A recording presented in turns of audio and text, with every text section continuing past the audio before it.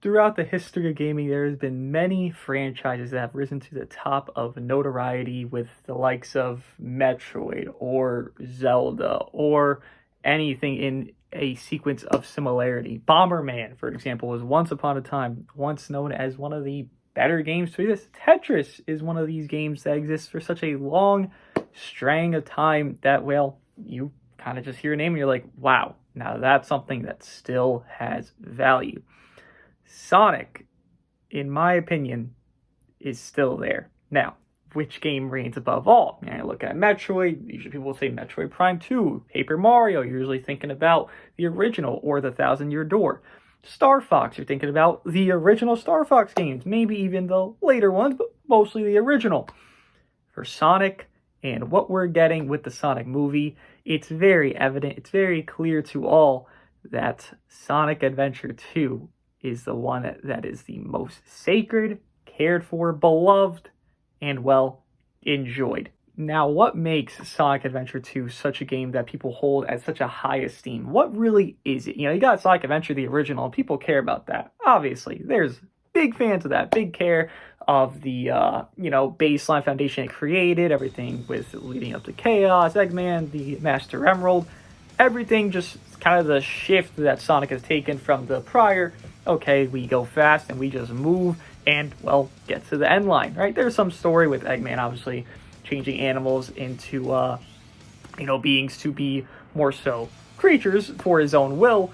But, we really get into a full-on plot synopsis of what Sonic is once we hit to Sonic Adventure. Okay, here's Knuckles. Okay, here's all these characters that actually get somewhat of a showing, clearly not their biggest depth. And that's just a foundational, think of a cake. That is the foundation of the cake. Now the icing, the toppings, the letters of happy birthday or, have a good time. Sonic Adventure 2 is that.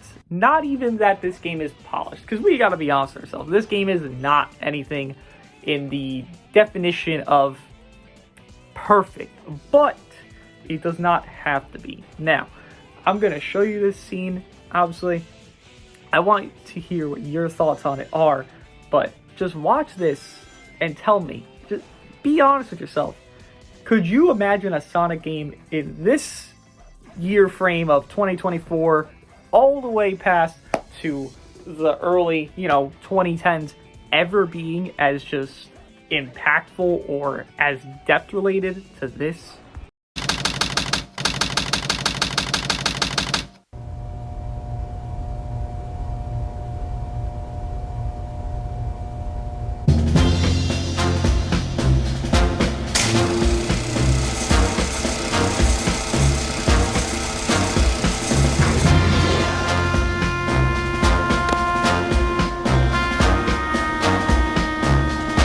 Let's take care of business first, shall we, Sonic? Hand over the Chaos Emerald, slowly, and then we'll talk about your girlfriend. That is, if you really care for her. Handing over the fake emerald? I can kill two birds with one stone! Put the emerald down right there and back off.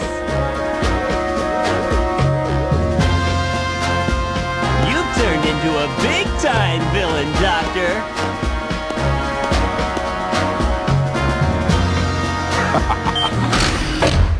Whoa! You thought you could trick me with that fake emerald, didn't you? So, how did you know it wasn't the real one? Tails! Because you just told me, Fox Boy.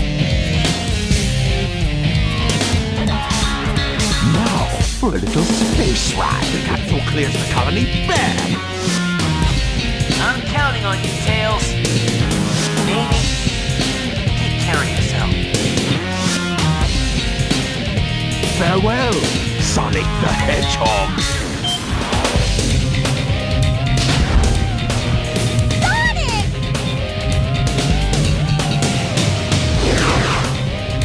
It has the same wavelength and properties, but it's less powerful than the real one. The same wavelength and properties. But can I do this? Farewell, Sonic, my admirable adversary.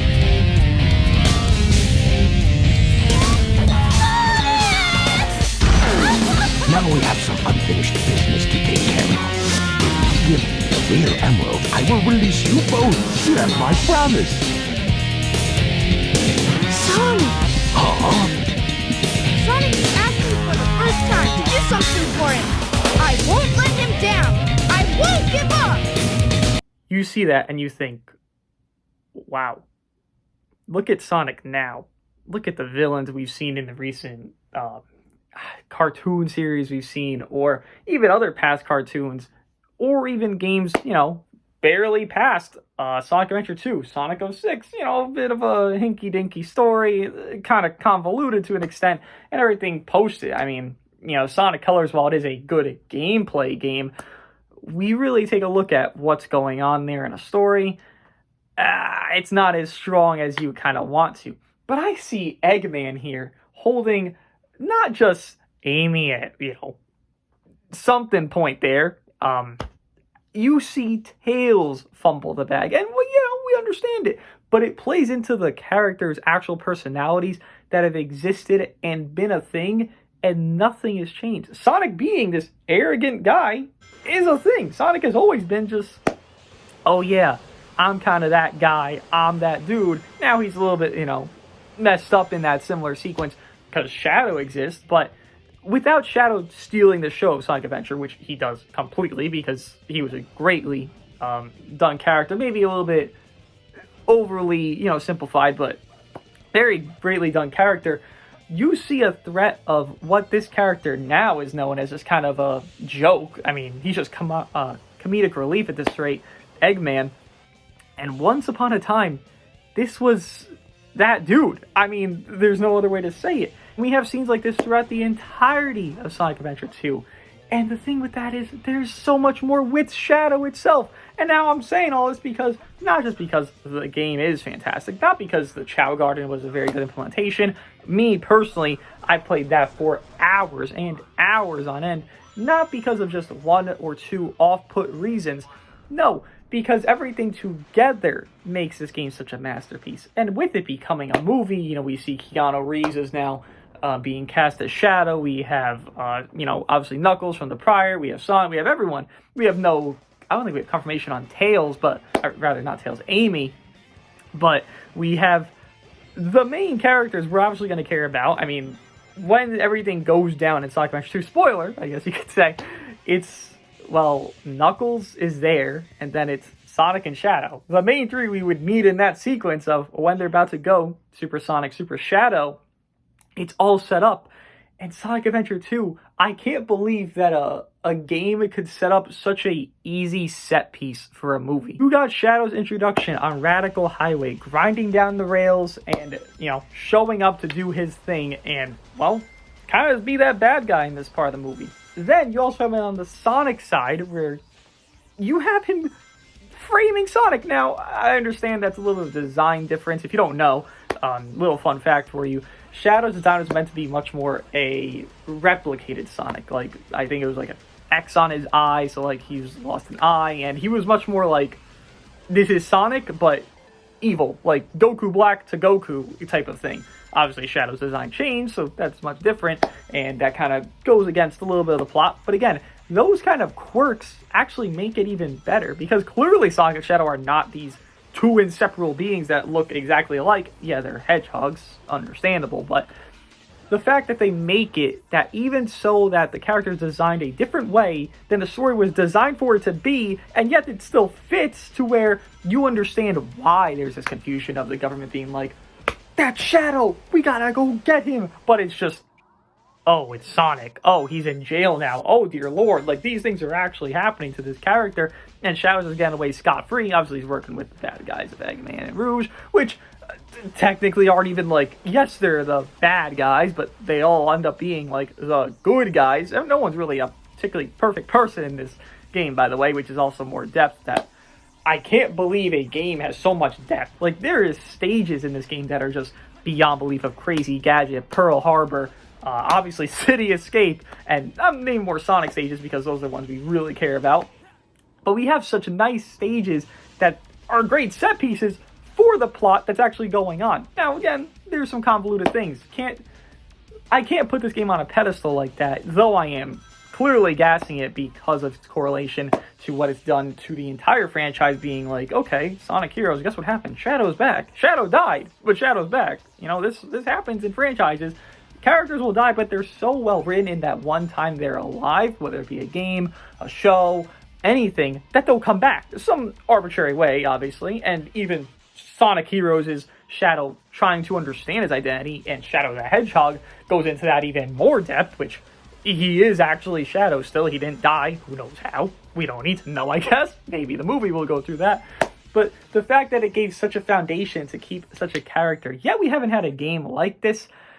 Again, it's not a perfect game. There's sequences with the president, and you're just like, okay, like, yes, I understand it has to be there. It's dealing with the government. It's dealing with, you know, the situation of how Eggman's father has to go through whatever, you know, the mental warfare he went through when they locked him up, and then he got so mad at the world, he created this ultimate being, and then they have to team up. I understand not everything there is peak perfection, but the creation of Shadow is one of the best things to exist. The creation of Sonic having not even this counterpart, but having such a... You wouldn't expect a game like Sonic that's just all about running. I mean, really, it's just all about running for most part. Clearly, there's some depth to stories in, you know, some games. I wouldn't even say all, in some games. But prior to Sonic Adventure 2, Sonic Adventure in general, again, Sonic Adventure being the cake, and then everything, the toppings, the things you really like, yeah, I want to get into that stuff. That's all Sonic Adventure 2. And the fact, again, I mentioned this same exact point. There is such ease to make this movie perfect. I mean, it's just set up so well. Again, another example of just an amazing moment that happens in this game, which, I mean, the development of it is just outstanding, honestly, from what it starts as to what it ends as on both sides of the hero and villain stories. And then obviously they, you know, join together, and then it's a fantastic ending. But when Sonic and Shadow are about to have their final, I mean, battle, I guess you could say, on both sides, it's the same exact thing. They're not even against each other. These characters in the beginning, one was framing the other. Not, I mean, you know, it was intentional, but I don't even think it was. I just think the government was silly, and, well, relates to real life. But these characters did not have any care for one another. And then by the end of it, not the full end, but by the end of their own individual arcs, of when the stories are ending on the hero and the villain, you have Sonic. And you'll see it. It's right here. You never cease to surprise me, Blue Hedgehog. I thought that capsule you were in exploded in space. You know, what can I say? I die hard. You actually saved me, you know. It was a Chaos Emerald, wasn't it? But there's no way you could have activated the Chaos Control using an emerald that's fake. So, there's more to you than just looking like it. What are you, anyway? What you see is what you get. Just a guy that loves adventure. I'm Sonic the Hedgehog. I see, but you know, I can't let you live. Your adventure days are coming to an end. You have Sonic being like, oh, it's actually like, is this really like an issue type of guy for me? Not really. He's more interested than, or excited than he is like disdain for Shadow. He's not like, oh my god, what a villain, oh lord. Like maybe in the forest, he's more like, oh, this might be my new rival. Like, hold on, Eggman, move aside. But then by the end, I mean, for one, they team up by the full end, but before that, Shadow has more respect for Sonic than anything, and then Shadow was seeing Sonic as this, you know, not underling, but inferior being, because he's the ultimate hedgehog, he's the ultimate, you know, he's the perfect creature, he was the, you know, creation that was meant to be the perfect being. And the fact that by the end of the story, again, he was killed off because of how his story was wrapped up perfectly with the, not a vengeance of Maria, but obviously the care to have for Maria, being like, oh, well, this is what she wanted, all right. While I'm not the, you know, big bad demon god of perfection that I assumed I was, because, well, I've clearly just fought it and beat it, he still has, I wouldn't say humanity, but he has a sense of his own selflessness. The fact that he goes through to care for humanity, despite everything humanity has done against him, killing Maria. The movie wrote itself. The game wrote the movie at this rate. And it's just, this is just my hope that this adaptation, I know it's not coming for soon, but I know there's going to be trailers probably popping up within the next few months. This is just my hope that the adaptation of such a great game, one of the best, if not the best Sonic games to exist by so many people, there is not much argument for any other, unless you're just like, you know, in that niche area of just like, yeah, this one was cool, but then you're trying to argue story. Tell me a Sonic game with better story than Sonic Adventure 2 that actually isn't just like out the wall, like a bit silly. This actually, you can have just such a good time. All this to say, my hope for the Sonic franchise, in the movies at least, is success, right? Obviously it's going to be that because the franchise is such a, well, renowned one, and Sonic Adventure 2, another fun fact for you, was written to be the last Sonic game. I mean, for most people, you probably played it on the GameCube, right? Sure, it was on the Sega Genesis prior, but it got, you know, hard launched onto the GameCube as well once that released. And most people's full, like, lust and care for what this franchise is stems from that. Whether you're a little bit older and you're just like, oh, you played the prior Sonics, or you're a little bit younger and you weren't even around when this game was on its drop. Me personally, I was into the GameCube era. I was kind of born into that, a little bit into the Wii, but also the GameCube era. The fact that this is still such a renowned title of goodness. I mean, yeah, there's silliness. It kind of gives you a Skyrim energy where there's silliness of like bugs and silly things that happen, but the actual care put into so much more of it than any other Sonic game. I look at Sonic 06, I look at Sonic Colors, look at titles close to it, but also big titles that are meant to be like those blockbuster guys. Sonic Adventure has definitely the most heart. This was their last stand. This was like, listen, we got to make this work. This is our last thing. We do not have anything else to do after because their games weren't succeeding as greatly as they had expected. And Sonic Adventure 2 is the literal heart of this entire franchise. I don't care what you say, it is what everyone thinks of when they think of Sonic. They think of the live and learn, they think from Escape from the City, they think of Sonic jumping out of the damn helicopter. This is 5 minutes into the game, you have a character jumping out of a helicopter against the government because he's wrongfully seen as this evil guy. Again, Sonic is not some, you know, Halo Angel type of guy, but like he's a better guy than Shadow for the most part until they become like this mutual kind of feeling and then they both save the world. But it's just this movie, this franchise moving forward, once this movie does succeed, because it will succeed, it's just, I hope there's some things that I've included here, like the Eggman scene, like the Sonic and Shadow kind of ending scene. There's also like Shadow and Amy talking, which would be a great scene, but the main two I do feel like are kind of those first two that I've included here. I feel this would get this franchise kind of back where it is. They would maybe go back to the full concept, I feel, of, this kind of life or death government thing. A bit too political into the year 2024. You know, that's just kind of how it is. The motion of the ocean, we call it. But get us back where we were. Get us back to the prime of Sonic, the prime experience, the prime care. Do you know how many people I see talk about Sonic now that have probably not even played it? Not because of the movies. While yes, they obviously do help. Frontiers helps as a good game. A pretty good game. I would say it's, still not the mark of Sonic Adventure 2, but it's a pretty good game, right? At least for modern Sonic. A lot of modern Sonic games are not that great, but that is a pretty good game. We have people talking about Sonic Adventure because of its relation to other media, of its, homage to other media, of like Dragon, obviously Super Sonic, Super Shadow, Super Saiyan is obviously the homage there.